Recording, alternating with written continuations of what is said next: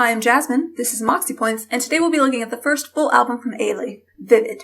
Ailee, born Amy Lee, is from the US of A and left Pace University to focus on her career in music. This resulted in her forming a YouTube page to display her vocals and her eventual move to Korea in 2010.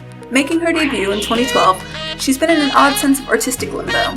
You see, many female idol groups operate on two frequencies, cute or sexy. It seems like some groups continue to switch back and forth between these two.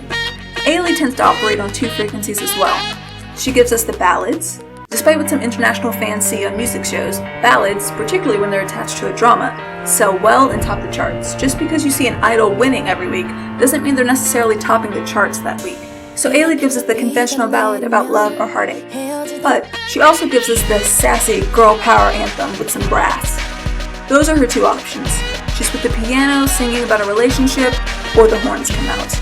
And I mean the horns come out in two ways. She's belting, and she's telling a dude off. I mean, just look at some of these song titles. Don't Touch Me, I'll Show You, and Mind Your Business. Come on. And her first solo concert was called Fatal Attraction. So Ailee tends to stay in these two lanes, and despite having some lyric and composition credits under her belt, I feel like she hasn't really shown us anything besides these two sides to herself. Let's see if her first full album gives us a chance to see or hear something new. The album starts with its title, Mind Your Business, which falls into the sassy I don't need you category, with its lyrics about being better off without a guy and his lies. The song has this disjointed horn sections loop, which has been seeing a bit of a revival in the East and West over the last year or so.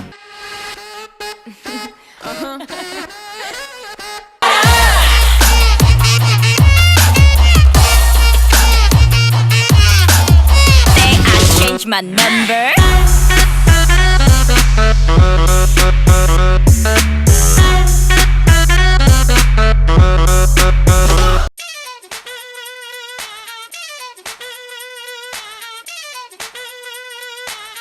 Down for real.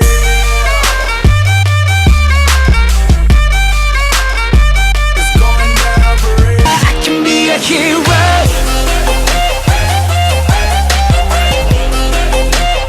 Reminiscent of other songs, even another Ailee single. I think that the horns could have been a bit punchier to add a bit more energy into this track. It's the title song, so I feel like it could have been stronger. And as it is, it seems like a bit of a rehash of Don't Touch Me. With its belting around the bridge mixed behind the lead vocals this time, it doesn't seem as strong.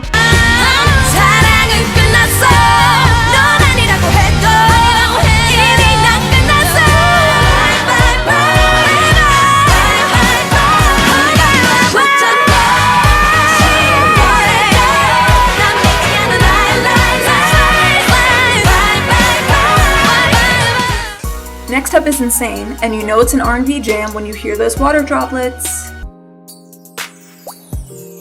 You hear those chimes? They're for you. You hear that oddly specific to R&B water drop noise? That's how you know my hypothetical love is real, girl. The lyrics, penned by Ailee herself, are about longing to be with someone when they aren't with you, and savoring the time you do get to spend with them.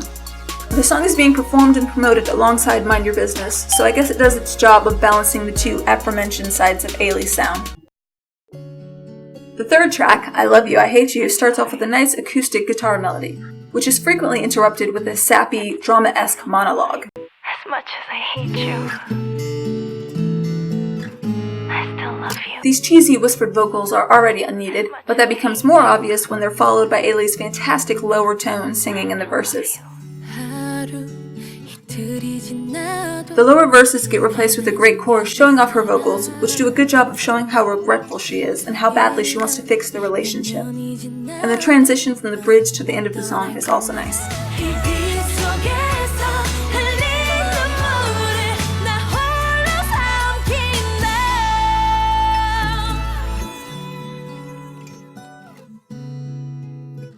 The next song, Second Chance, has these interesting vocal loops and instrumentation that gets ditched after about a few seconds. It's replaced with stilted percussion and finger snaps, with instrumentation accents to complement her verse. The song, like the last, is a plea. Jeez, dude, what did she do? It seems like she really wants you back. It couldn't have been that bad, right? Maybe actually giving her a second chance isn't that bad of an idea. The horns come back in again, this time towards the end of the song, which is a nice addition.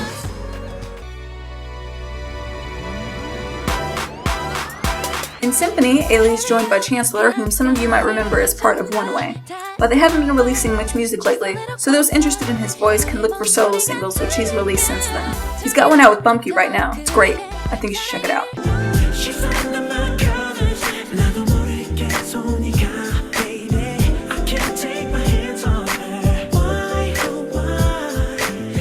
I think their harmonies are stellar on the high notes, but aren't as strong throughout the rest of the song.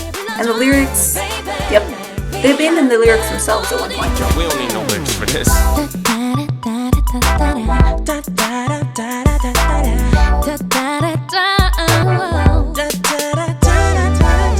The next song, Why Are People Like This, is back to the slow acoustic start, with these mournful lyrics and pretty vivid storytelling, especially the verses which set the scene well. Add another tally mark to the ballad/love category. The next track, Letting Go, features Amber of FX. Their friendship is no secret, and I found myself scratching my head as to why Ailee wasn't featured on Amber's solo album, but it seems like things worked themselves out so that Amber could feature on Ailee's. Although I'm a bit disappointed that Amber's rapping on the song. After all the singing on her own solo debut, I thought we'd hear more singing from Amber. We don't really need a rap verse from Amber here. Besides, Ailee's work has had featured raps from the likes of Verbal Gent, Dynamic Duo, Swings, and Simon B. An Amber rap verse seems a bit out of place. However, it's one of the better verses we've gotten from Amber. It allows her to rap and show off her flow better than she has in some official FX releases. The track is good if you don't go into it with the expectation that they'd both be singing, like I did. Love Recipe has a great throwback sound and an intro that reminds me a bit of Beyonce's Why Don't You Love Me.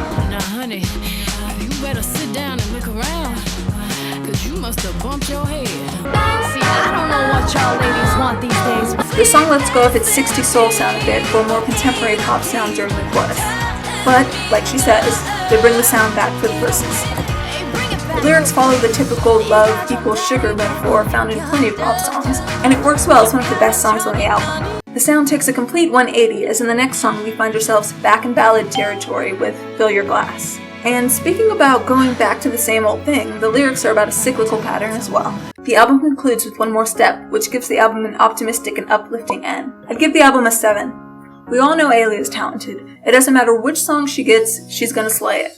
But the only sticking point is that we don't really know who she is as an artist. People just label her Korean Beyonce. Aside from her vocals, we don't know much about her sound, so a full album gives her a chance to tell us who she is as an artist. And as an artist, Ailee is a great vocalist. She hasn't deviated much since her debut, as she stayed in these 2 lanes paved for her, which is fine. I mean, Sister Hyolyn was given the Korean Beyonce lane, and now she's pushing herself as a rapper. That's progression. Is she moving in the right direction? I mean... 좋아하는 래퍼 누구예요? Now there is artistry in being a great vocalist. Look at Whitney. Much of her career is about her singing what people wanted. And in the case of I Will Always Love You, originally written and performed by country superstar Dolly Parton, even Dolly acknowledges not only Whitney's talent, but the ability for the song to take on new life with Whitney at the helm. She did it was spectacular, and I could never have done it like that myself, but it made me just think, well, I guess if you got a good song, it can be arranged and produced in almost any style. So people say, well, that's Whitney's song. I said, that's fine. But it was her song. The way that she did that to make that such a worldwide hit, mine would have never have done that. Ailee's covers on Immortal Song and even her early YouTube videos shows that she has a transformative power in her vocals to breathe new life into a song. But this power hasn't really given her a fully fleshed out identity in her own discography. Yet. She's fully capable of doing so, and I'll enjoy the ballads and the saucy singles until that day arrives. Hope to see you next time.